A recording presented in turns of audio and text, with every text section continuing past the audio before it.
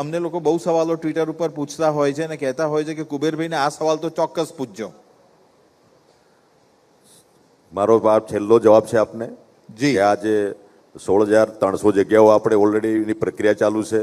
10,700 આપણી આજે માધ્યમિક અને ઉત્તર માધ્યમિકની આ ભરતી પણ ચાલુ છે. એટલે ટૂંક સમયમાં બધાનો જે ઇંતજાર જે છે આ અને સ્વાભાવિક વસ્તુ છે. આપણા યુવાનો તાલીમ લઈને બીએડ થઈને આજે ઇંતજાર કર્યા છે, એમને એમના હક અને અધિકાર મળવો જોઈએ. એટલે એમાં મોડું થયું છે, પણ હવે વિશેષ મોડું થાય એમ નથી. હવે ટૂંક સમયમાં આ બધી જ પ્રક્રિયા પૂર્ણ કરી અને આજે સ્કૂલો ખુલે અને આ સ્કૂલો 9મી તારીખ ખુલવાની છે.